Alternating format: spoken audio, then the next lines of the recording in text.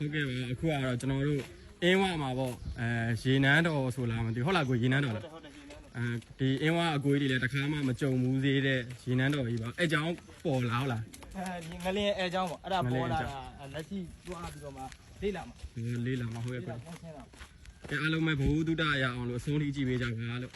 ရှင်းလိုက်ကြည့်ပေးပါအောင်နော်ကဲဒါကတော့ line မောင်ကလူတွေရောဗောနော်အကုန်လုံးအဝေးရလူတွေရောဒါဒီကိုကြီးကပြောတာဒါကြီးတိုင်းလို့ကြည်ရတာဗောနော်ကြီးကံပါလို့အခုဒါကတော့နေကန်ကိုကြီးတွေဖြစ်ပါတယ်ကိုကြီးတို့ဘဝမှာလည်းမကြုံမှုသေးဘူးနော်ဒါမျိုးอ่ะဟုတ်ကဲ့ပါ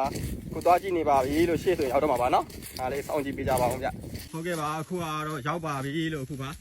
ကိုရေနန်းတော်ကြီးဖြစ်ပါတယ် ဒါပေါ်ရမယ့်ဟာရောရှေးဟောင်းထဲမှာပါတယ် ဟောရှေးရောက်နေမှာပါတယ်ဩဒီမှာပါရေနန်းတော်ကြီးပါတဲ့ အောက်ထဲမှာကြံသေးတယ် အောက်ထဲမှာကြံသေးပါသေးရဲ့ ဒီဘက်ထိပဲဒီမှာဒီကြားလေးတော့ဒီတော့တော့ဒီထိပဲဟိုဒီဟုတ်ကဲ့ ဒါပေါက်လေးဒီဘက်မှာ ဟုတ် ဒီကြီးထဲမှာမြုပ်နေတာဒီမှာ ဟုတ်ပါ ဒီမှာ အားဖော်မှာလို့ အဲ့ဖော်မယ်လို့ပြောတာပဲဒါကြီးဖော်မှာတယ်အဲ့ဒါနန်းတောင်လိုမယ်နုလိုဟာမျိုးကြီးဖြစ်သွားမှာ ဟော ဖော်မယ်ဆိုရင် ဒီမှာကြည့်ကြပါဗျာ